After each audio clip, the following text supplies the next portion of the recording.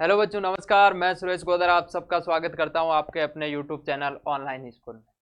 आज हमें 12th class का जो हमने पीछे वाली जो क्लास में हमने पढ़ा था, हमारा जो चैप्टर चल रहा था सदिश बीजगणित यानी कि वेक्टर अलजेब्रा। और वेक्टर अलजेब्रा में हमने 10.1 कंप्लीट कर ली थी, उसका संपूर्ण बेसिक हमने पूरा पढ़ लिया था। और आज की क्लास में हम पढ़ने जा रहे हैं 10.2। और 10.2 है, मैं पहले आपको बताऊं कि 2 या 3 वीडियो में कंप्लीट होगी। बहुत ही गहराई से मैं आपको बताऊंगा, बहुत ही शानदार तरीके से। इसलिए 12th क्लास के बच्चों को ये सेशन शेयर कर देना। और सेकंड पार्ट हमारा आ गया है 12th क्लास का, जो 10वां चैप्टर चल रहा है सदिश बीजगणित। सदिश बीजगणित के अंदर हमने, यदि कोई बच्चा पहली बार इस वीडियो के ऊपर आया है तो इस वीडियो को देखने से पहले पीछे वाला वीडियो देखकर जरूर आना। नहीं तो यहां से आप शुरुआत कर रहे हो तो मैं बोल रहा हूं कि थोड़ा बहुत कम समझ में आएगा। समझ में तो आ जाएगा लेकिन कम समझ में आएगा, इसलिए आप पीछे वाला वीडियो देख के और फिर आप इस वीडियो को जरूर देखना, ठीक है। तो आज के सेशन की हम शुरुआत करते हैं, तो अपने दोस्तों के साथ शेयर कर दीजिए और पूरी क्लास को शुरू से लेके और लास्ट तक आपको देखना है, ठीक है। बहुत ही बढ़िया तरीके से मैं आपको कॉन्सेप्ट क्लियर करते करते, और आज 2 4 5 7 जो उदाहरण है उनको हम लेंगे और बाकी जो कॉन्सेप्ट है उन्हीं चीज को हम पढ़ेंगे। जो बात हम पीछे वाली जो वीडियो के अंदर की थी उन्हीं को ही मैं आपको डिटेल से वापस गहराई से आपको वापस समझाऊंगा। तो आप ध्यान से इस वीडियो को पूरा देखें और बोर्ड के ऊपर नजर रखना है। और यदि आप कॉपी के अंदर नोट कर रहे हो तो बढ़िया बात है, कॉपी के अंदर नोट करते जाओ और लास्ट में हम पीडीएफ आपके पास पहुंचा देंगे, तो वहां से नोट कर लेना भले, ठीक है। तो हमारे सेशन की हम शुरुआत कर रहे हैं। चैनल को सब्सक्राइब जरूर कर लेना ऑनलाइन स्कूल के नाम से। और अब हम स्टार्ट करते हैं। अब देखो, स्टार्ट करने के लिए हमारे पास में शुरुआत कहां से करें, क्या है कि 10.2 का जो हेडिंग है उसका नाम है कि सदिशों का योगफल, यानी कि दो सदिशों को कैसे जोड़ा जाता है। उनसे पहले मैं आपसे कुछ बातें करते हैं, उनको आप ध्यान में रखना है और कैसे उनको अप्लाई करना है उसको देखते रहना है, ठीक है। तो आज हम पढ़ेंगे मात्रक सदिश। आप बोलोगे सर मात्रक सदिश आप पहले ही पढ़ चुके हैं, तो मैं आपसे एक चीज बोलूं कि आपको मैंने मात्रक सदिश पढ़ाया और स्थिति सदिश आज का हमारा मेन टॉपिक है, वो है स्थिति सदिश। और स्थिति सदिश को आज हम बढ़िया तरीके से पढ़ेंगे, ठीक है। तो पहले बात तो मैं आपको मात्रक सदिश के बारे में बताऊं तो मात्रक सदिश क्या होता है, और एक हमारे पास में मात्रक सदिश को पढ़ेंगे, स्थिति सदिश को पढ़ेंगे और आगे एक समान सदिश को पढ़ेंगे, ठीक है। तो मात्रक सदिश क्या होता है उसको देखते हैं। यूनिट वेक्टर मात्रक सदिश। सर आपने ये चीज तो पहले ही पढ़ा चुके हो, मात्रक सदिश क्या होता है इस चीज को आपने पहले ही पढ़ा दिया, तो इसी चीज को मैं गहराई से दोबारा वापस, हमारे काम की चीज है। उस टाइम तो हमने क्या किया था, उस टाइम तो हमने केवल इसका इंट्रोडक्शन पढ़ा था, मात्रक सदिश की परिभाषा पढ़ी थी। आज हम इसके गहराई में उतर के चर्चा करेंगे ताकि आगे आने वाले क्वेश्चन को हम आराम से कर सकते हैं, ठीक है। तो देखते रहो आप। तो मात्रक सदिश, इसको यूनिट वेक्टर बोलते हैं, तो मात्रक सदिश को हम पढ़ते हैं। अब आपके दिमाग में आएगा सर इसकी परिभाषा आपने बता चुके हैं। मैं पहले बता दूं भाई, इसकी परिभाषा हमने डिटेल से चर्चा कर चुके हैं, तो आपको ये पता होना चाहिए कि मात्रक सदिश होता क्या। तो मात्रक सदिश क्या होता है, जिसका परिमाण 1 इकाई हो। इसका परिमाण क्या हो, 1 इकाई। जिसका परिमाण 1 इकाई हो उसको बोला जाता है मात्रक सदिश, यानी कि यूनिट वेक्टर। जिसका परिमाण 1 इकाई होता है उसको बोला जाता है क्या, मात्रक सदिश, ठीक है। तो मैं डायरेक्ट ही लिख दूं, जिसका परिमाण कितना हो, परिमाण हो सर 1 इकाई, और 1 इकाई जिसका परिमाण होता है उसको बोला जाता है मात्रक सदिश, ठीक है। अब मात्रक सदिश के अंदर हम ये चीज पढ़ेंगे कि मान लो, आप समझने की पूरी कोशिश करना कि मान लो आपके पास में एक वेक्टर है, ठीक है, और मैंने इस चीज को आपके सामने, एक वेक्टर है, ये ले लिया मैंने वेक्टर, ठीक है। और इस वेक्टर में आपने क्या किया, इस वेक्टर के अंदर, इस वेक्टर के आपने इसका परिमाण चाहे आप 3 ले लो चाहे 2 ले लो, कितना ही ले लो, तो मान लेता हूं मैं इन जनरल 3 इसका मात्रक ले लिया, तो इसके 3 टुकड़े, 3 मात्रक ले लिया, 1 और ये हो गया 2, 1 2 और 3, यानी कि आपके पास में ये चीज आ गई कि आपने यहाँ पे ये ले लिया 1 मात्रक और यहाँ पे आपने ले लिया 2 मात्रक और ये हो गया 3 मात्रक, यानी कि 3 मात्रक का, 3 परिमाण का हमने एक सदिश ले लिया। यही बात समझ में।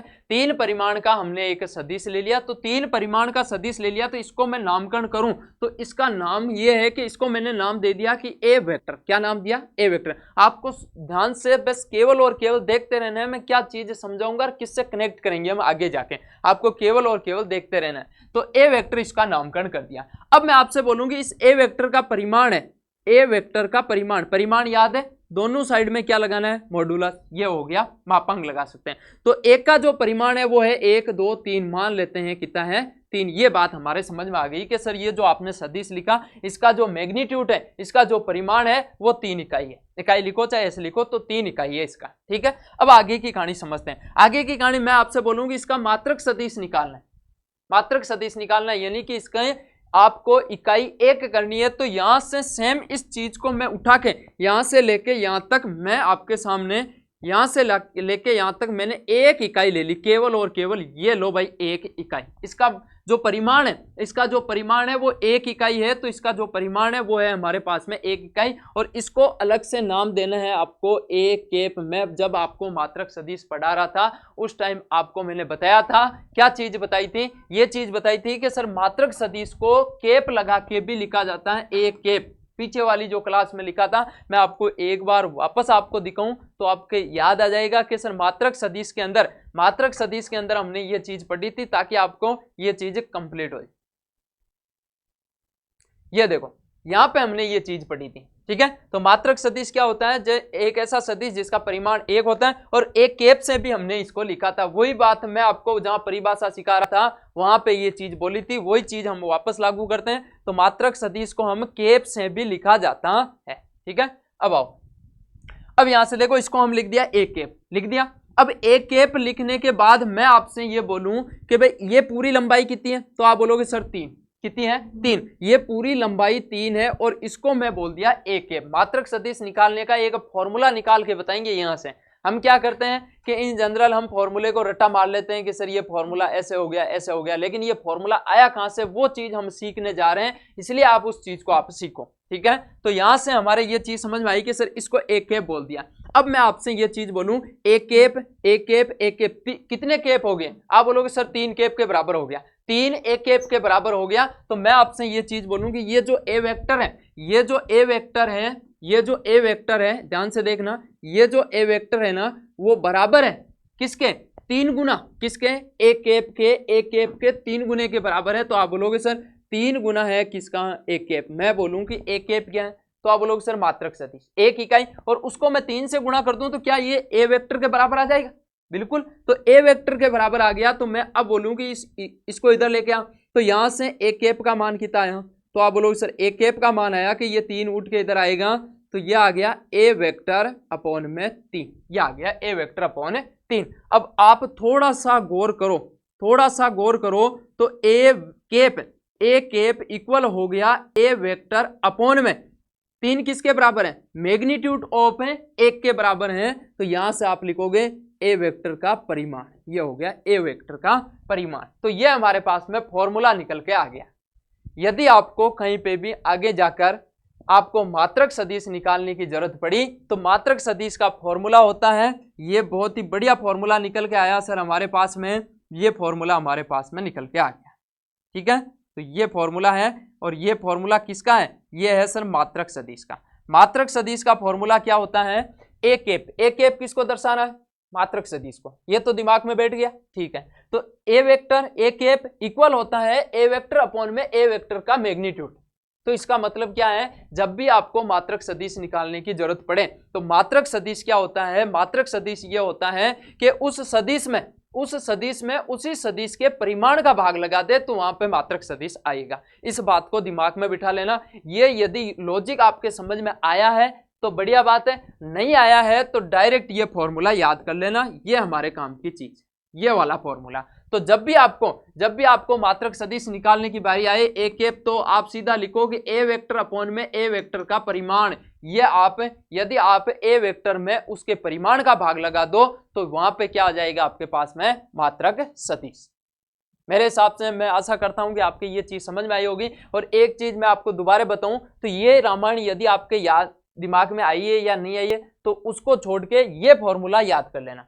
फॉर्मूला क्या है, एक कैप किसको दर्शा रहा है, मात्रक सदिश। मात्रक सदिश इक्वल होता है किसके, ए वेक्टर अपॉन में ए वेक्टर का परिमाण के बराबर होता है। जब भी आपको बोले कि ये ले भाई आपके पास में एक सदिश और इस सदिश का मात्रक सदिश निकाल के बता, तो मात्रक सदिश में क्या करना है, उस सदिश में उसके परिमाण का भाग लगा देना, तो हमेशा मात्रक सदिश आएगा, एक इकाई आएगा।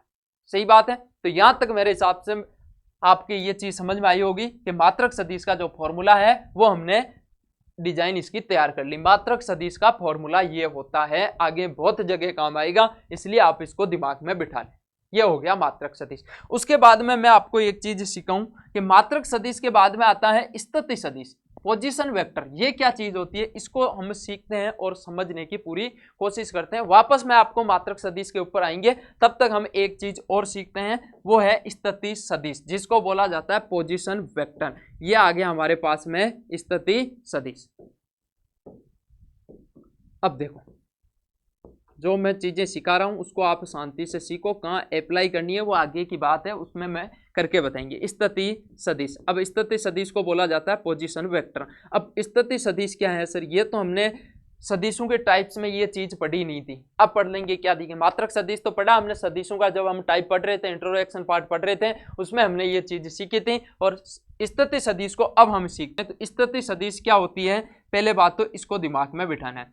अब इधर देखो शांति से, यदि आप बिल्कुल ही दिमाग को एक जगह इस तरह रख के इस चीज को समझोगे तो आपके समझ में आएगा, नहीं तो ऊपर से चला जाएगा। मैं पहले ही आपको बता रहा हूं, इसलिए आपको थोड़ा सा दिमाग मजबूत रख के और इस स्थिति सदिश को समझना है। स्थिति सदिश क्या होती है, इसको समझाने के लिए मैंने आपको एक चीज बताऊं कि आपने यहाँ पे एक चीज पढ़ी थी 11th क्लास में, 3D वाला चैप्टर पढ़ा था, त्रिविमीय ज्यामिति। ठीक है, अभी 12th क्लास में भी पढ़ेंगे। त्रिविमीय ज्यामिति क्या होता है, मैं आपसे बोलूं कि ये तो हो गया y अक्ष, ये हो गया x अक्ष। ठीक है, 2D की बात कर लेता हूं। अब 2D की बात करूं तो मैं बोलूंगी इस पॉइंट की पोजीशन बताई, मान लेते हैं यहाँ पे P पॉइंट है, तो इस P पॉइंट की पोजीशन बताएंगे तो आप बोलोगे सर x अक्ष पे हमने मान लो x चला और y अक्ष पे हमने चला y, तो इस बिंदु का स्थिति आ गया x, y, तो इसका मतलब x अक्ष पे तो आपने x चला, y अक्ष पे आपने कितना चला, y चला, तो हम वहां इस P बिंदु पर जाकर पहुंच गए। तो ये इस बिंदु की स्थिति होती है।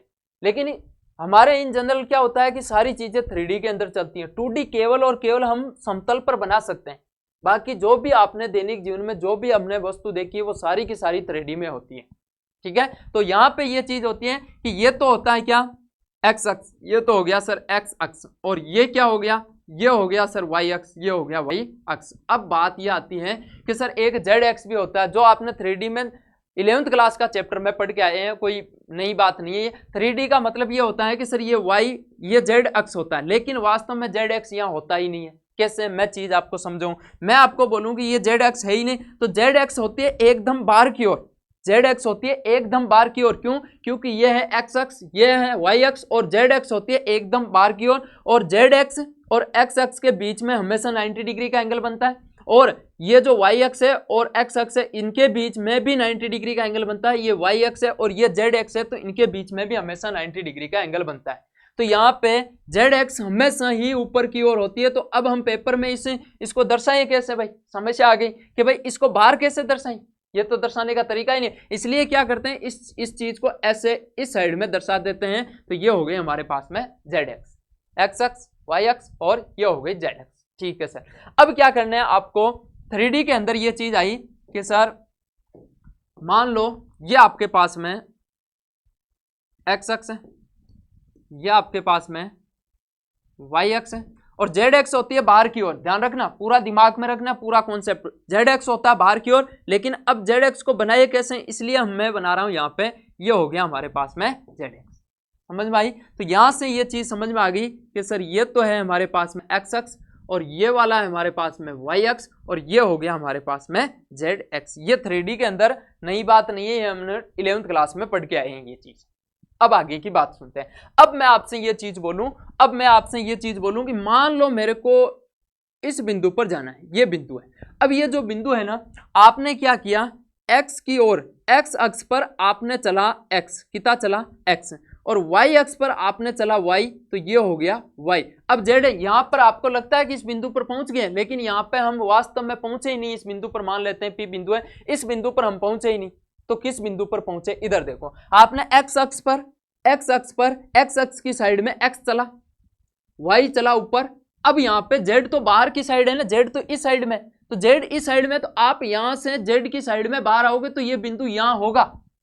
वापस सुनने की कोशिश करना है सारे बच्चों को। एक्स अक्ष पर चल गया, ठीक है सर, वाई अक्ष पर चल गया, ठीक है। अब जेड एक्स पर यहां पर आप पहुंचे नहीं, तो जेड एक्स तो बाहर की ओर है, तो बाहर की ओर है, तो जेड एक्स पर आपने चला तो ये बिंदु हवा में है, एकदम हवा में ये होगा बिंदु। अब यहाँ हवा में हम दर्शा नहीं सकते, इसलिए कोई चारा नहीं है कि यहाँ पे आपको दर्शाना पड़ेगा। तो इस बिंदु के निर्देशांक मैं बोलूंगी पहले एक्स अक्ष हो गया, फिर वाई हो गया, और फिर कौन हो गया, जेड एक्स हो गया। अब मैं आपसे एक चीज बोलूं कि यदि मैं इसको डायरेक्ट जाना चाहता हूं, अब आप बोलोगे सर मेरे को पहले एक्स अक्ष पे चलना पड़ा, मैं पहले एक्स अक्ष पे चला, फिर मैंने वाई अक्ष पे चला, और फिर बाहर आया तो जेड एक्स पे चला, तो मैं इस बिंदु पर पहुंचा। यही तो हुई बात, ठीक है सर। अब आगे की बात यह है कि सर मेरे को इधर जाना, इधर जाना, इधर जाना, मेरे को इस बिंदु से डायरेक्ट, क्योंकि ये जो पी बिंदु है ना, ध्यान रखना, ये पी बिंदु है ना, वो यहां पर है हवा में, यहां है बिंदु। अब यहां है तो इससे बाहर की ओर है बिंदु, तो यहां से यहां बाहर है बिंदु, तो इस बिंदु तक जाना है, तो मेरे को इस बिंदु से डायरेक्ट जाओ सर। इसको बोला जाता है वेक्टर, यानी कि एकदम विस्थापन की ओर जाते हैं, यानी कि कम न्यूनतम दूरी, यानी कि विस्थापन क्या होता है, सदिश राशि होती है। तो इस बिंदु से इस तक जाना है, तो ये डायरेक्ट बिंदु तक जाना है। तो अब यहां तो मैं दर्शाऊं कैसे, क्योंकि ये बिंदु तो यहां बैठा है, तो यहां से लेके और यहां तक ये हो गया, ये वेक्टर हमारे पास में बन गया। और यहां मैं बोलूं तो ये ओ बिंदु हो गया, और ये जो वेक्टर हो गया वो हो गया ओपी वेक्टर, इसको बोला जाता है। ये जो ओपी वेक्टर है ना, वो यहाँ नहीं है भाई, यहाँ से डायरेक्ट यहाँ है, सीधा जाना है आपको, क्योंकि ये बिंदु पी है ही नहीं यहाँ पे, ये तो हवा में बना नहीं सकते, इसलिए कोई चारा नहीं है यहाँ पे बनाया। समझ में आ रही है ना हमारी बात।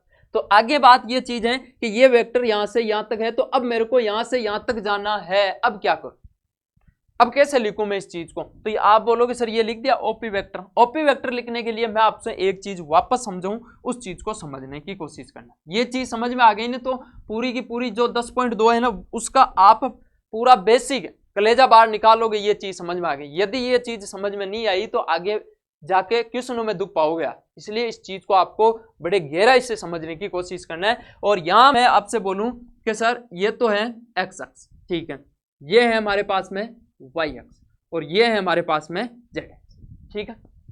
अब मैं आपसे एक चीज बोलूं कि मेरे को इस बिंदु तक जाना है, ये बिंदु यहां नहीं है, हवा में, इस बिंदु तक जाना है, तो आप एक काम करो सर, एक्स अक्ष पे चले जाओ, ये हो गया एक्स अक्ष, यहां चला वाई अक्ष, और यहां वापस बाहर आया तो ये हो गया जेड एक्स। तो ये बिंदु हमारे पास में हो गया पी, जिसके निर्देशांक है X comma Y comma Z.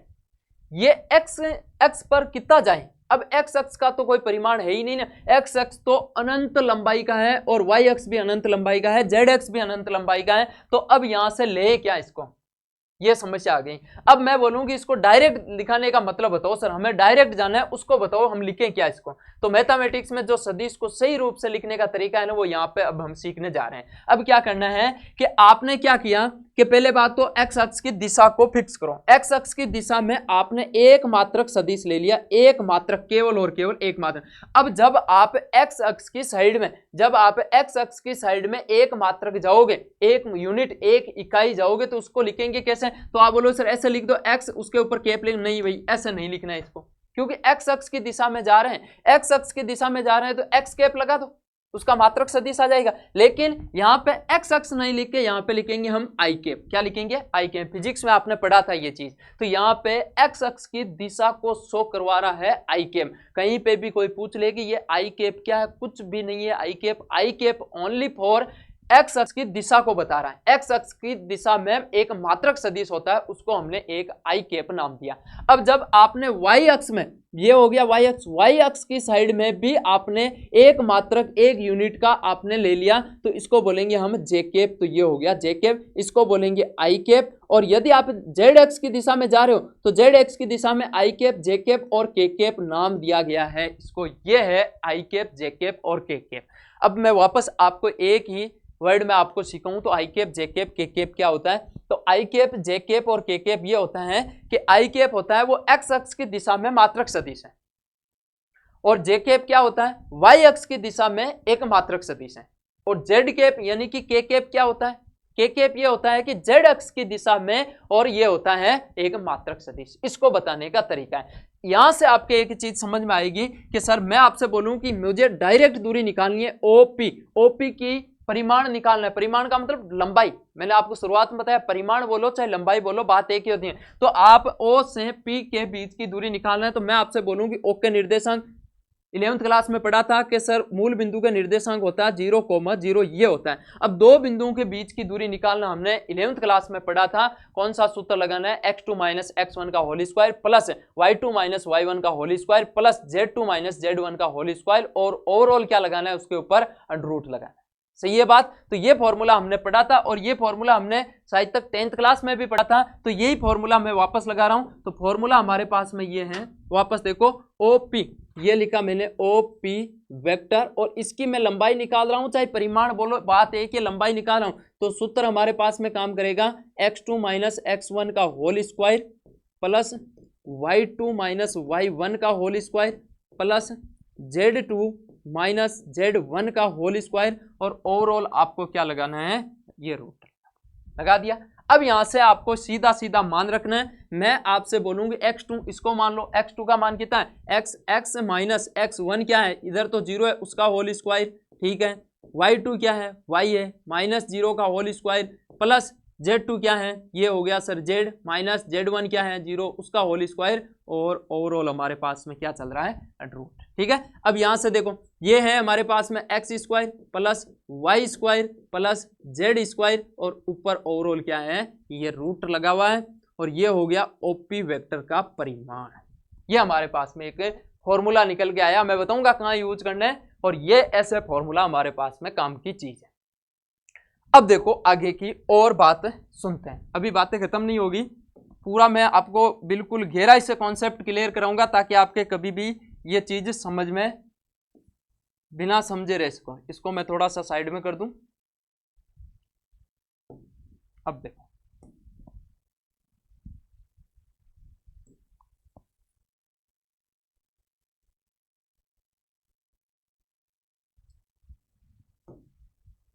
अब देखो भाई आगे, ठीक है। अब मैं आपसे एक चीज, मैं आपके सामने एक उदाहरण दूं, और उदाहरण लेने से बात बनेगी। ये ले लिया सर मैंने एक,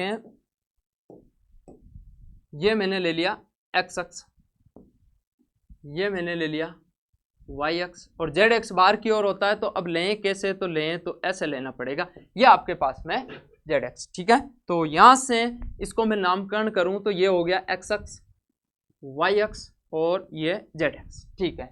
अब मान लो आपको इस बिंदु पर जाना है, और इस बिंदु के जो निर्देशांक है वो है 1,2,3, ऐसा मैंने मान लिया 1,2,3। मेरे को इस बिंदु तक मैं जाऊं कैसे, सदिश के रूप में मैथमेटिक्स में निरूपण करके बताइए। तो मैं यहाँ बिंदु है O, तो मैं O से P तक जाऊं, ये रास्ता बताओ मेरे को, ये रास्ता बताएं। तो मैंने अभी बोला कि यहाँ x अक्ष पर मात्रक सदिश को हम क्या नाम दिया था, आई कैप। x अक्ष है, x अक्ष पर एक यूनिट का आप ले लो तो उसको बोला जाता है आई कैप, क्या बोलते हैं, आई कैप। अब बोलो x अक्ष पर कितना गया, तो आप बोलोगे एक, तो एक इकाई गया ना, एक इकाई, एक यूनिट ही हम चले थे। तो इसलिए हम यहां से ये चीज बोली कि सर यहां से यहां तक मैं गया, तो ये हो गया मेरे पास में एक आई कैप बोलो चाहे आई कैप बोलो, बात एक है। तो मैं यहां से चला, तो मैं चला सर आई कैप, ठीक है। अब मैं आपसे बोलूं कि मैं वाई अक्ष पे कितना चला, तो आप बोलोगे सर वाई अक्ष पर मैंने ये चला, ये इतना चला वाई अक्ष पर, ये वाई अक्ष पर चला। अब बताओ वाई अक्ष पर कितना चला, तो वाई अक्ष पर तो दो चला, तो एक मात्रक को, एक इकाई, एक यूनिट को क्या बोलते हैं, आई कैप, जे कैप, क्या बोलते हैं, जे कैप। और दो चला तो कितना हो गया, दो जे कैप, कितना हो गया, दो जे कैप। तो आप यहां लिखोगे, यहां मैंने चला सर दो जे कैप, ये चीज में। अब बताओ आपने जेड अक्ष की दिशा में कितना चला, जेड अक्ष की दिशा में चला सर मैं 3, कितना चला 3, और एक यूनिट को हम क्या बोला, के कैप, और के कैप बोला तो ये कितना हो गया 3 के कैप। तो आप यहां पहुंच गए, तो ये हो गया आपके पास में 3 के कैप। मैं अब आपसे एक चीज पूछूं, ये चीज मेरे को बताओ कि मैं ओ से पी तक गया, तो ओ से पी तक गया तो मेरे को क्या करना पड़ा और कौन सी दूरी तय करनी पड़ी। तो आप बोलोगे सर सबसे पहले मैं एक्स अक्ष पे चला, कितना आई कैप, प्लस जेड पर इस वाई पे कितना चला, तो आप बोलोगे सर 2 जे कैप। अब मैं बोलूंगी आपने जेड पे कितना चला, तो जेड पे चला सर कितना 3 के कैप। ये हमारे पास में फुल एंड फाइनल लिखने का वेक्टर को सीधा मतलब यहां समझ में आया कि मैं ओ से बी तक गया तो ऐसे ऐसे गया। ये है ओपी वेक्टर को दर्शाने का तरीका। आई कैप क्या है? आई कैप ओनली एक्स अक्ष की दिशा को बता रहा है और एक्स अक्ष की साइड में कितना गया? एक, इसलिए आई कैप हुआ एक आई कैप। अब जे कैप क्या है? जे कैप कुछ भी नहीं है, जे कैप होता है वाई अक्ष की दिशा को बता रहा है और वाई अक्ष की दिशा में कितना गया? 2, तो इसलिए हो गया 2 जे कैप। और के कैप क्या है? के कैप कुछ भी नहीं है, आप जेड अक्ष की दिशा में कितना, जेड एक्स की दिशा को शो करवा रहा, तो जेड एक्स की दिशा में कितना चला? जेड एक्स की दिशा में सर 3 चला, तो ये हो गया 3 के कैप। इन सबको टोटल किया तो ओ से पी तक मैं इस प्रकार पहुंचा। ये हमारा रास्ता रहा। समझ में आई थोड़ी बहुत बात? और यदि एक बार में किसी के ये चीज कॉन्सेप्ट क्लियर नहीं हुआ तो दोबारा इस वीडियो को देखना, लेकिन इस चीज को क्लियर कर लेना भाई एक बार में, ताकि ये हमेशा हमेशा की जो समस्या है ना वो मिट जाए। ये हमारे पास में ओपी। अब मेरे को इसका क्या निकालना है? परिमाण। मान लो मैं बोलूं कि मैं परिमाण निकालना चाहता हूं, तो परिमाण निकाला तो ये हो गया ओपी वेक्टर। यहां पे क्या लगाऊंगा? ये परिमाण का साइन होता है, ऐसे इसको दर्शाएं, ओपी वेक्टर इक्वल। अब डायरेक्ट फॉर्मूला लगाओ, ये आपके पास में Z X square plus Y square plus Z square. और मैं यदि आपसे बोलूं कि यदि आपके पास में एक वेक्टर है, अब जो आगे के जो वेक्टर आएंगे, जो सदिश आएंगे, वो इस रूप के आएंगे। तुरंत समझ जाना है, मैं पहले ही बता रहा हूं, तुरंत समझ जाना है कि आई कैप क्या है, जे कैप क्या है और के कैप क्या है। केवल और केवल एक्स अक्ष, वाई अक्ष और जेड अक्ष की दिशा को शो करवा रहा है, इतना ही ध्यान रखना है आपको। अब यहां मेरे को इसका परिमाण निकालना है, तो परिमाण निकालने का सीधा सिंपल तरीका, शॉर्टकट रास्ता बताऊं तो आप लगाओ रूट पूरा, और यहां आई कैप का जो गुणांक है वो 1, उसका कर दो स्क्वायर, ठीक है, प्लस में जे का गुणांक क्या है? 2, उसका कर दो स्क्वायर, ये हो गया 2 का स्क्वायर, प्लस में इसका हो गया तो ये हो गया 3 का स्क्वायर। और अब इसकी कैलकुलेशन कर दो, ये आपके पास में ये चीज आएगी। आई बात समझ में? तो यहां से मैं निकालूं तो 1 का हो गया 1 प्लस 2 का हो गया 4 प्लस में 3 का हो गया 9, और ये हमारे पास में रूट चल रहा है 9 और 1 10, 10 और 4 हो गया 14, तो ये आपके पास में हो गया 14 रूट इकाई। या इसका परिमाण आया। मैंने एक एग्जाम्पल यहां से अपने मन से सेट किया, उसका जो परिमाण आया वो आया रूट 14 इकाई।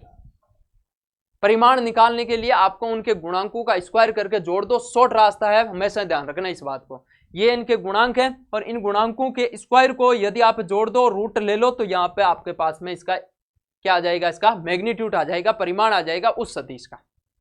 ये है भाई बात तो समझने लायक, ठीक है। अब मैं आपसे एक चीज ये बोलूं कि अब मेरे को इसका मात्रक सदिश निकालना है, तो ये सदिश है, इसका मात्रक सदिश निकालना है, तो ये सदिश है तो इसका मात्रक सदिश आराम से निकाल सकते हैं। मात्रक सदिश मतलब एक इकाई, ये पूरा सदिश है, पूरा नहीं चाहिए हमें, इतना सा चाहिए। तो उस मात्रक सदिश निकालने के लिए क्या करेंगे? सदिश में उसके परिमाण का भाग लगा देंगे, तो वो आ जाएगा हमारे पास में एक मात्रक सदिश। यहां तक मेरे हिसाब से आपके समझ में आई होगी बात। तो ये है स्थिति सदिश, किसी भी पॉइंट की स्थिति को कैसे दर्शाया जाता है, ये है हमारे पास, ठीक है। अब एक मैं आपको इधर चलूं तो यहां पे एक चीज समझाने की कोशिश करता हूं, इधर देखो,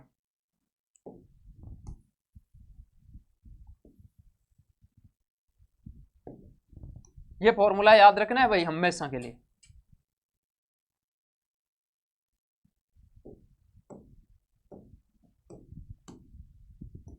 यहाँ एक लाइन हम डाल देते हैं। अब देखो, अब मैं आपको एक और एग्जांपल लेके समझाऊं ताकि आपके पूरा क्लियर है। देखो इधर, यह आपने ले ली एक्स अक्ष, ठीक है, यह आपने ले ली वाई अक्ष, यह आपने ले ली जेड अक्ष, ठीक है।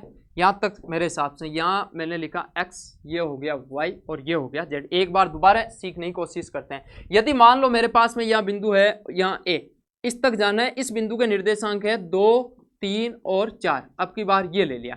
अब मेरे को इस बिंदु तक डायरेक्ट जाना है, तो वो रास्ता बताओ। तो डायरेक्ट जाने का रास्ता कैसे होगा कि आपने x अक्ष पे कितना चला? x अक्ष पे 2 चला, तो मैं बोलूं 1। यदि आपने 1 इकाई चला तो उसको क्या नाम दिया? आई कैप। उसको 2 से गुणा कर दो तो 2 आई कैप हो जाएगा। एक्स अक्ष पे 2 आई कैप चला, एक्स, ये जो आई कैप है ना, ये केवल एक्स अक्ष की दिशा को बता रहा है, इस डायरेक्शन में जाओ आप। तो यहां से आपने यहां तक गया, तो मैं ये चीज सिखाऊं, तो आपने एक्स अक्ष पे कितना चला? तो आप बोलोगे सर एक्स अक्ष पे मैं चला 2 आई कैप, ये चला 2 आई कैप। अब मैं बोलूं कि वाई अक्ष पे कितना चला, तो तू बोलेगा 3 जे कैप।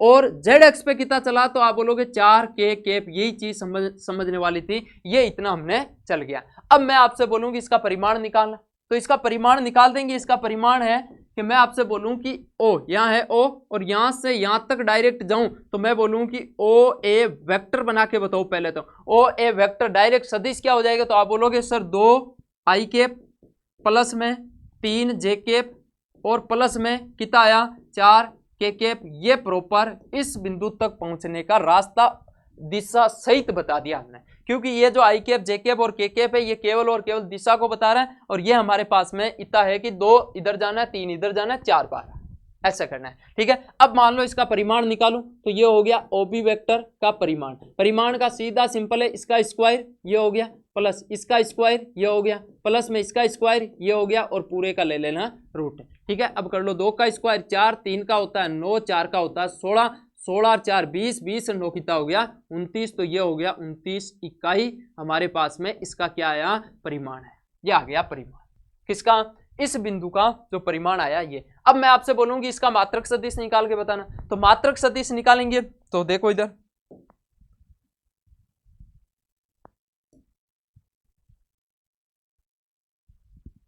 अब देखो मात्रक सदिश, मात्रक सदिश को क्या बोलते हैं ए कैप। ये हो गया ए कैप। ए कैप का फॉर्मूला याद है, ए कैप का फॉर्मूला होता है सर ए वेक्टर अपॉन में ए वेक्टर का परिमाण, यही तो है।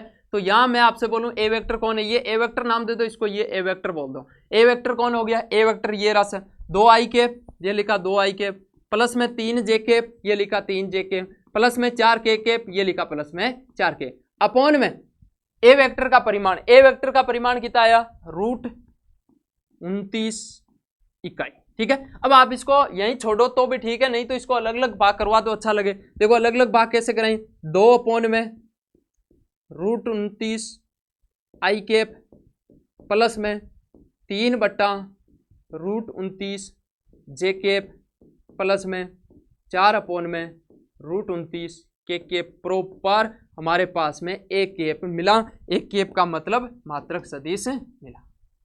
ये चीज आपके दिमाग में बैठ जानी चाहिए। यहां तक मेरे हिसाब से समझ में आई होगी। मात्रक सदिश को मैंने दोबारा आपको समझाया और स्थिति सदिश पर हम आए। अब एक छोटा सा टॉपिक और बचा है, समान सदिश। समान सदिश हमने पढ़ा था, याद है आपको समान सदिश, चल सर राइट ठीक। तो समान सदिश हमने पढ़ा था। समान सदिश में आपने ये पढ़ा था कि 2 वेक्टर समान होते हैं कब, 2 वेक्टर आपने जो परिभाषाएं पढ़ी उन्हीं का ही दोबारा यूज करके दोबारा उनकी हम फॉर्मूले पर आते हैं। ठीक है, तो एक हमारा और बचा हुआ है, वो है समान सदिश, इक्वल वेक्टर समान सदिश। आप पढ़ चुके हैं ये बातें, दोबारा पढ़ा रहा हूं बस, समान सदिश। अब इक्वल वेक्टर क्या होता है इसको देखना। अब इक्वल वेक्टर आपके पास में ये हैं कि सर ये मेरे को पता है कि समान सदिश होता है जिसकी दिशा और परिमाण दोनों ही समान हो, यानी कि परिमाण तथा दिशा दोनों समान, दोनों क्या हो समान, उसको क्या बोला जाता है इक्वल वेक्टर, यानी कि समान सदिश। ठीक है, हम शॉर्ट में लिखे समान सदिश क्या होता है, जिसका परिमाण और दिशा दोनों ही समान होता है, उसको बोला जाता है हमारे पास में समान सदिश। ठीक है, अब मान लो मेरे पास में कोई ए वेक्टर है, ये आपके पास में ए वेक्टर है, और इस ए वेक्टर अब किस रूप में आएगा, आई कैप जे कैप और के कैप के रूप में आएगा, वो भी सदिशों को निरूपित करता है। मान लो मेरे पास में ये आ गया कि ए आई कैप प्लस में बी जे कैप प्लस में सी के कैप, ए वेक्टर ये तथा एक दूसरा वेक्टर है बी, उसको नाम दे दिया बी वेक्टर। ये बी वेक्टर है हमारे पास में एक्स आई कैप प्लस में वाई जे कैप प्लस में जेड के कैप। अब मैं आपसे बोल रहा हूं कि भाई ए वेक्टर और बी वेक्टर दोनों बराबर हैं, तो ये चीज है कि यदि ए वेक्टर और बी वेक्टर दोनों बराबर है तो इसका मतलब ये होता है इनके समान घटक बराबर होते हैं। घटक का भी एक हमारे आगे टॉपिक आएगा, उनको बताएंगे, लेकिन इनके जो एक्स आई कैप का जो आगे वाला जे आई कैप के आगे वाला ये दोनों बराबर होगा, ये दोनों बराबर होगा, ये दोनों बराबर होगा। तो यदि ए वेक्टर और बी वेक्टर बराबर है, यदि ए वेक्टर और बी वेक्टर बराबर है तो आपके पास में ए बराबर होगा एक्स के, बी बराबर होगा वाई के और C बराबर होगा Z के। ऐसे सीधा सिंपल, कोई ज्यादा दिमाग लगाना नहीं, ये इसके बराबर होगा, ये इसके बराबर होगा, ये इसके, ये समान सदिश था। इतना था टॉपिक, ताकि हमारे क्वेश्चन आसानी से हो सके। अब हम एग्जाम्पल की तरफ बढ़ते हैं, एग्जाम्पल करते हैं, ठीक है। तो मेरे हिसाब से ये चीज आपके 3 ही टॉपिक पढ़ाई मैंने आज की जो क्लास में है, वो 3 टॉपिक पढ़ाई। कौन कौन से टॉपिक था? पहला था मात्रक सदिश, जो पीछे पढ़ चुके हैं, उनका एक फॉर्मूला हमने जाना कि फॉर्मूला क्या होता है। फिर आता है स्थिति सदिश, के स्थिति सदिश पोजीशन वेक्टर किस प्रकार कार्य करता है, और उसके बाद में हमने समान सदिश। ये 3 ही टॉपिक पढ़े, और इन 3 टॉपिक के ऊपर हम सवाल करेंगे, यानी कि हमारे क्वेश्चन करेंगे। तो क्वेश्चन उदाहरण के ऊपर आते हैं। तो 3 उदाहरण तो हमने पहले ही कर चुके हैं, 10.1 में याद है तो पूरी क्लास देखी हो तो 10.1 में 3 उदाहरण करवा दिए थे। अब चौथा उदाहरण हम करते हैं। तो चौथे उदाहरण के ऊपर हम चलते हैं। तो ये हमारा चौथा उदाहरण, ठीक है। स्क्रीन के ऊपर चौथा उदाहरण आ चुका है। चौथा 4 नंबर उदाहरण है कि एक्स वाई और जेड के मान ज्ञात कीजिए। एक्स वाई और जेड के मान ज्ञात कीजिए, ताकि ए वेक्टर ये है तथा बी वेक्टर ये है, और ये बता रहा है कि समान है। यदि 2 वेक्टर समान होते हैं तो उनके घटक भी क्या होते हैं? बराबर होते हैं, ठीक है। तो ये चीज हमने सीख चुके हैं। तो अब करते हैं। मैं आपसे बोलूं कि आपको दिया हुआ क्या है, तो आप बोलोगे सर दिया है, दी हुई चीज ये है, दिया हुआ है कि ए वेक्टर इक्वल में दे रखा है बी वेक्टर, ये आपको दे रखा है, ठीक है भाई। ए वेक्टर बी वेक्टर समान है, दोनों समान है। तो मैं आपसे बोलूंगी ए वेक्टर और बी वेक्टर बराबर है। तो ए वेक्टर कौन है? ये है सर एक्स आई कैप प्लस 2 जे कैप प्लस जेड के कैप, ये है ए वेक्टर। ये इक्वल है किसके? B vector. बी वेक्टर कौन है? 2 आई कैप। एग्जाम में भी ऐसे ही लिख के आना, प्लस में है वाई और ये है जे कैप, और प्लस में है के कैप। ये हो गया प्लस में के कैप। अब मैं आपसे बोलूं, ये चीज बोलूं कि x 2 के बराबर होगा, 2 y के बराबर होगा, z 1 के। बस सीधा सिंपल इतना ही कार्य करना है। क्वेश्चन में ज्यादा दिक्कत नहीं आई, क्वेश्चन बिल्कुल ही आसान क्वेश्चन है। बस दोनों वेक्टर बराबर है तो उनके घटक भी बराबर होंगे। तो मैं आपसे बोलूंगी x का मान कितना आया, तो आप बोलोगे सर 2। x का मान कितना आ गया? x का मान आ गया सर 2। लो भाई x का मान। तो मैं आपसे बोलूंगी y का मान, तो आप बोलोगे सर y का मान हो गया 2, ये भी y का मान। तो मैं बोलूंगी z का मान, तो आप बोलोगे z का मान 1। तो ये हमारा क्वेश्चन हो गया। छोटा सा क्वेश्चन था, बिल्कुल ही आसान, इतना सा काम करना था, ये क्वेश्चन हो गया, ठीक है। ऐसे एग्जाम में करना है। छोटा सा ये कि भाई 2 समान है तो उनके घटक भी समान होते हैं, ठीक है। घटक समझाऊं, घटक क्या होते हैं, वो सारी चीजें। ये उदाहरण नंबर 4 हो गया। अब आते हैं 5वां। तो 5 नंबर उदाहरण हमारे पास में एग्जाम्पल नंबर 5 ये है कि मान लीजिए ए वेक्टर और बी वेक्टर ये है। ए वेक्टर तो ये है, बी वेक्टर ये है। तब क्या ए वेक्टर का परिमाण और बी वेक्टर का परिमाण बराबर है क्या? ये हमें क्वेश्चन वाला पूछ रहा है। क्वेश्चन को समझने की कोशिश करना है। क्वेश्चन क्या दे रखा है? क्वेश्चन ये दे रखा है कि इसने बोला है कि ए वेक्टर तो ये है और बी वेक्टर ये। आप बोलो सर आई कैप जे के कैप कहाँ गया? के कैप का मतलब वो जेड अक्ष की दिशा में चला ही नहीं होगा, इसलिए वहां 0 होगा। इसका कोई ज्यादा टेंशन मत लेना। ये है ए वेक्टर, ये है बी वेक्टर, ठीक है। अब ये पूछ रहा है कि ए वेक्टर का परिमाण और बी वेक्टर का परिमाण बराबर है क्या? तो हम परिमाण निकाल लेते हैं। परिमाण निकालना हम सीख चुके हैं। तो पहले सबसे पहले आप लिखोगे कि सर ए वेक्टर, यहां लिखोगे ए वेक्टर। ए वेक्टर है आपके पास में आई कैप प्लस में 2 जे कैप। क्या मैं इसका परिमाण निकालूं या फिर निकाल लो सर परिमाण? ए वेक्टर का परिमाण का यह चिन्ह होता है परिमाण, और आपको यह पता है कि इसका स्क्वायर 1 का स्क्वायर प्लस इसका स्क्वायर 2 का स्क्वायर। अब यहाँ के कैप होता तो स्क्वायर करते, नहीं है तो 0 है तो 0 का स्क्वायर लिखना नहीं है। तो आपके पास में ये हो गया 2 का स्क्वायर। ऊपर क्या लेना है? ऊपर लेना है रूट, ये ले लिया रूट। अब आंसर कितना आया? 1 का स्क्वायर 1, 2 का स्क्वायर 4, और ये हो गया हमारे पास में बेसिक कैलकुलेशन कितना आया? 5 रूट इकाई लिखो, या बस लिखो तो लिख दो, नहीं तो कोई दिक्कत नहीं। अब आपको बी वेक्टर दे रखा, ये लिखा सर बी वेक्टर, और बी वेक्टर आपके पास में ये है 2 आई कैप प्लस में जे कैप, ठीक है, जे कैप। अब आपको इसका परिमाण निकालना है। तो बी वेक्टर का परिमाण याद है, इसका स्क्वायर 2 का स्क्वायर। सीधा शॉर्टकट रास्ता बता रहा हूं आपको। इसका स्क्वायर 1 का स्क्वायर, ऊपर लगा हुआ रूट, यानी कि 2 का स्क्वायर हो गया 4, 1 का स्क्वायर होता है 1। आंसर कितना आया? 5। तो इसका मतलब ये तो हुआ कि सर अतः ए वेक्टर का परिमाण बराबर है बी वेक्टर के परिमाण। ये तो हमें बता दिया, दोनों के परिमाण बराबर है, निकाल दिया। ये तो बताना क्या ये बराबर है क्या? तो हाँ बता दिया, हाँ बराबर है। इसने बोला, आगे भी क्वेश्चन दे दिया, इसने 2 क्वेश्चन दे दिया। इसने बोला कि सदिश ए वेक्टर और बी वेक्टर समान है क्या? हमको ये बताना है कि ए वेक्टर और बी वेक्टर दोनों समान है क्या। तो समान कब होता है, जब उनके घटक बराबर होते हैं। अब देखो यहीं से ही पता चल जाएगा आई कैप के घटक एक है या दो है, क्या ये समान है, नहीं समान नहीं है भाई ये। तो समान नहीं है तो यहां पे आप लिखोगे ए वेक्टर और बी वेक्टर समान है नहीं है, ए वेक्टर तथा बी वेक्टर समान नहीं है। ऐसा नहीं कि परिमाण समान है तो वेक्टर भी समान होगा, नहीं। देख लो यहाँ पे ए वेक्टर और बी वेक्टर समान नहीं है क्योंकि इनके घटक बराबर नहीं है, ऐसे लिख सकते हो। क्योंकि कारण भी दे दो, क्योंकि इनके घटक बराबर नहीं है, समान नहीं, समान नहीं है। ये हमने इसका कारण भी दे दिया। यहां तक मेरे हिसाब से समझ में आ गया। इन क्वेश्चनों को आप दोबारा घर पे प्रैक्टिस करना है, अच्छे क्वेश्चन है। उदाहरण सारे उदाहरण और सारे के सारे एग्जाम्पल कराऊंगा, सारे एग्जाम्पल और क्वेश्चन सारे के सारे मैं कराऊंगा यहाँ पे आपको घर पे बैठ के भी प्रैक्टिस करनी है। अब उदाहरण नंबर चलते हैं 6 पर। अब देखो उदाहरण नंबर 6 क्या दे रखा है, पढ़ो शांति से।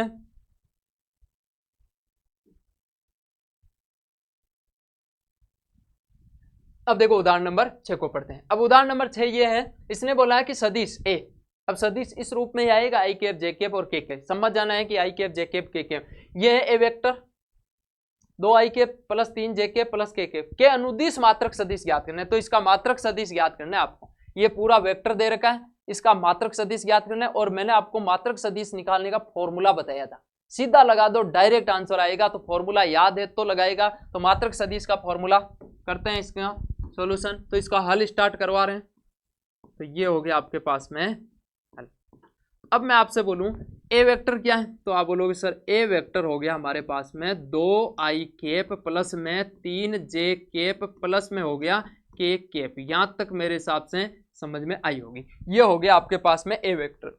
अब जैसे ही ए वेक्टर आया तो इसका आपको क्या निकालना है, इसका निकालना है मात्रक सदिश। और मात्रक सदिश का फॉर्मूला होता है sir A cap equal to A vector upon में ए वेक्टर का ही परिमाण का भाग लगा दो। जो वेक्टर है, जो वेक्टर दिखे उसी वेक्टर के परिमाण का उसमें भाग लगा दो, तो ये मात्रक सदिश आएगा। दिमाग के अंदर फिट कर लेना बात को। तो यहाँ आपको निकालना है मात्रक सदिश। तो आप लिखोगे सदिश के अनुदिश मात्रक सदिश, तो आप लिखोगे ए वेक्टर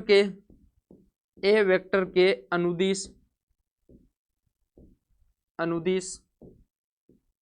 मात्रक सदिश। क्या निकालने जा रहे हैं, मात्रक सदिश। प्रॉपर लिखने एग्जाम मात्रक सदिश। तो ए वेक्टर के अनुदिश हमारे पास में मात्रक सदिश क्या हो गया उसको देखते हैं।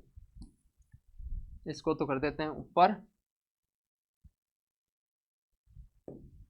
अब निकालते हैं मात्रक सदिश। तो मात्रक सदिश होता है ए कैप, यही होता है मात्रक सदिश। ए कैप इक्वल में होता है ए वेक्टर अपॉन में ए वेक्टर के परिमाण का भाग लगाना है। तो मैं आपसे बोलूंगी इसका परिमाण का है, ये तो हमारे पास फॉर्मूला। तो इसका परिमाण निकाल लेते हैं। तो सबसे पहले मैं आपसे बोलूं कि ए वेक्टर का परिमाण निकाल लेते हैं। ठीक है, ए वेक्टर का परिमाण का होता है इसका स्क्वायर, 2 का स्क्वायर शॉर्टकट बताया हुआ है, प्लस इसका स्क्वायर 3 का स्क्वायर, प्लस इसका स्क्वायर 1 का स्क्वायर। ये हो गया, ऊपर क्या लेना है अंडर रूट। ठीक है, अब देखो आंसर क्या आया। आंसर ये आया 2 का स्क्वायर 4, 3 का स्क्वायर कितना हो गया 9, 1 का स्क्वायर 1। तो आंसर आया आपके पास में √14। ठीक है, ये √14 आ गया इसका मात्रक। अब यहाँ पे आप सीधा यदि ये फॉर्मूला आप नीचे लिखो तो बढ़िया बात है, ये यहाँ नीचे लिख लो।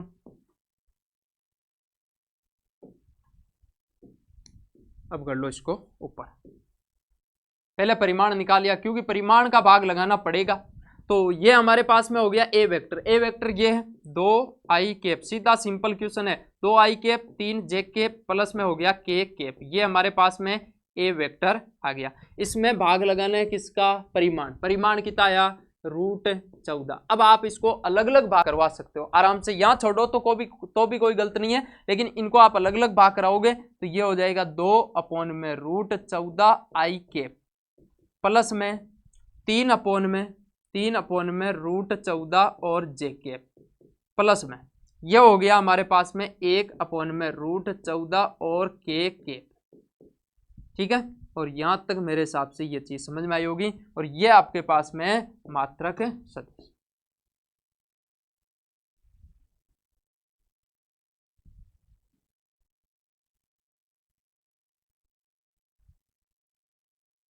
ये लो भाई, ये आपका आंसर, ये इसका आंसर है कि इस सदिश के अनुदिश मात्रक सदिश, मात्रक सदिश का फॉर्मूला याद होगा, देखो ए वेक्टर में ए वेक्टर के परिमाण का भाग लगाया तो ए वेक्टर ये, इसका परिमाण अलग से निकाल लेना, पहले ही निकाल के रेडी कर लेना। ये अब तक मेरे हिसाब से समझ में आया होगा, तो इसको करो आप नोट डाउन, स्क्रीनशॉट जो भी ले हो। और अब हम चलते हैं नेक्स्ट उदाहरण। तो नेक्स्ट उदाहरण के ऊपर हम चलते हैं, ये हमारा 7वां उदाहरण। 7 नंबर एग्जाम्पल को देखते हैं भाई। 7 नंबर एग्जाम्पल क्या है? 7 नंबर एग्जाम्पल ये दे रखा है कि सदिश ए वेक्टर के अनुदिश एक ऐसा मात्रक ज्ञात कीजिए जिसका परिमाण 7 इकाई। बहुत इंपॉर्टेंट है, 1 नंबर का क्वेश्चन पूछा जाता है। ए सेम क्वेश्चन मैं बता रहा हूं आपको, सेम क्वेश्चन आपको 10.1 में मिलेगा, सेम ऐसा जिसका परिमाण 8 इकाई हो। चेक कर लेना भले आपके पास में बुक हो तो, सेम उदाहरण मिलेगा। इसने इस क्वेश्चन को समझने की कोशिश करना है, ये हमारा आज का लास्ट क्वेश्चन रहेगा, ठीक है। इसने बोला है कि आगे वाले उदाहरण आगे वाली क्लास में करेंगे। सदिश ए वेक्टर ये है, इसके अनुदिश एक ऐसा मात्रक ज्ञात कीजिए जिसका परिमाण 7 इकाई। मैं आपसे बोलूं कि ये है वेक्टर, क्या मैं इसका समझना, एक ही लैंग्वेज में इसका आंसर समझना, ये एक वेक्टर दे रखा है और इस वेक्टर का मैं मात्रक सदिश निकाल दूं, ये मात्रक सदिश, और उसको मैं 7 से गुणा कर दूं तो हमारा आंसर आ जाएगा। क्यों? क्योंकि मैं आपसे बोला कि ये एक वेक्टर है, ये क्या है? एक वेक्टर, और इसका परिमाण यदि मान लो कितना ही है, इसका परिमाण है 7 इकाई, 7 इकाई है। अब मैं बोलूंगी इसके अनुदिश मेरे को 10 इकाई वाला परिमाण बताओ, तो आप बोलोगे 10 इकाई वाला कैसे बने? तो इसको एक काम करो, पहले छोटा कर लो, 1 इकाई वाला ले लो, ये आ गया 1 इकाई। अब इस 1 इकाई को किससे गुणा कर दो? 10 से गुणा कर दो, तो 10 इकाई का हमारे पास में उसके अनुदिश ये जो परिणाम जो इकाई है ये आ जाएगा।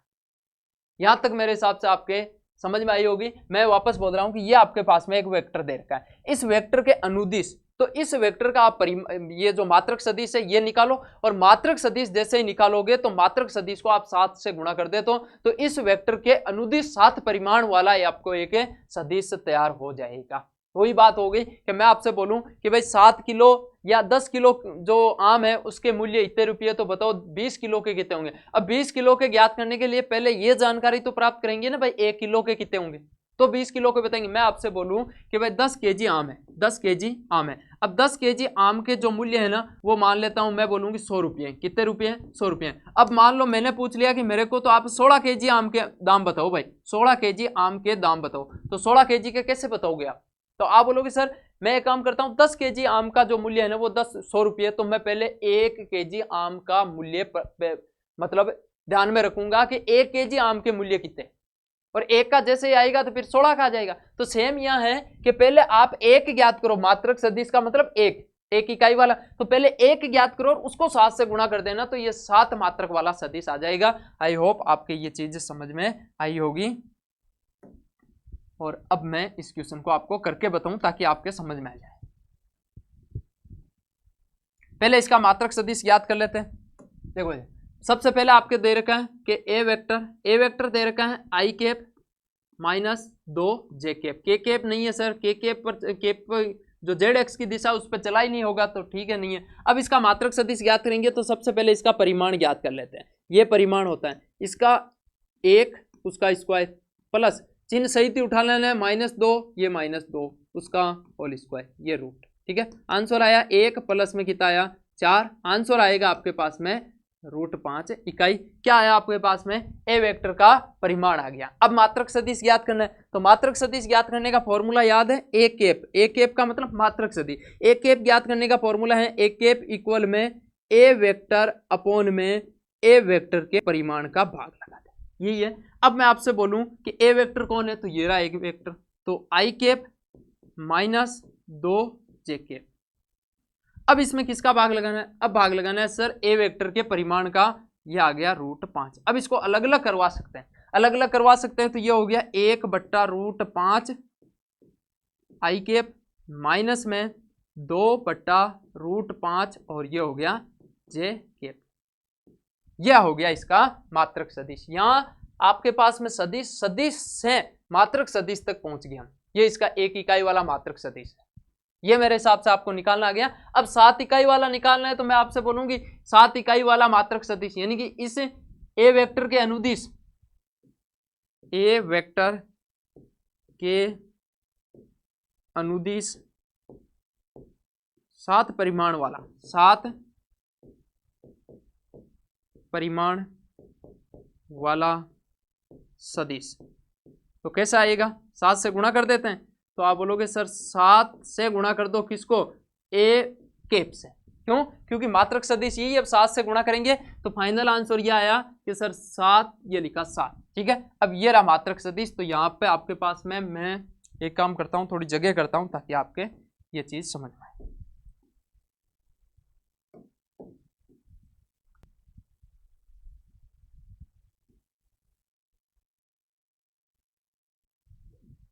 अब देखो यहां करवा देता हूं मैं ताकि पूरा ही आपके समझ में। अब देखो 7 से गुणा किया तो 7, और कौन है, एक कैप कौन है, ये पूरा ये रहा। तो यहां से इसको गुणा कर दिया तो ये हो गया 1/√5 आई कैप, और माइनस में है 2/√5, और ये हो गया जे कैप। मेरे हिसाब से ये चीज आपके समझ। अब 7 को अंदर गुणा कर सकते हो, बाकी यहाँ छोड़ सकते हो। तो आंसर आया 7/√5 आई कैप माइनस 7 दूना 14 अपॉन में √5, और ये हो गया जे कैप।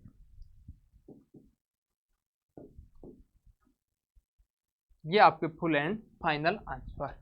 यहां तक मेरे हिसाब से समझ में आया होगा। ये आज का लेक्चर यहां तक हम समाप्त करते हैं। आगे वाले जो है उसमें मैं अगला टॉपिक लेऊंगा सदिशों का योगफल, क्योंकि हम योगफल पढ़ रहे हैं, सदिशों का बीजगणित पढ़ रहे हैं, तो उनको जोड़ेंगे कब, घटाएंगे कब, वो चीजें सारी अब बाकी है, तो उनको सबको सिखाएंगे। तो 2 लेक्चर में हमारे 10.2 है वो कंप्लीट हो जाएगी। और यदि आप चैनल पर पहली बार आए हो तो इसको सब्सक्राइब जरूर करना, बेल आइकन वाला बटन जरूर दबाना, ताकि आने वाले नेक्स्ट वीडियो का नोटिफिकेशन आप तक जरूर पहुंचे। और अपने 12th क्लास के बच्चों के साथ ये सेशन शेयर जरूर कर देना, उनको बोल देना कि 12th क्लास की मैथमेटिक्स की क्लासें शुरू हो चुकी है। और आपको वीडियो को लाइक करके जाना है, कमेंट करके जाना है, और अपने दोस्तों के साथ शेयर जरूर करना है। और आज की जो क्लास आपको कैसे लगी ये कमेंट करके आपको जरूर बताना है, ठीक है।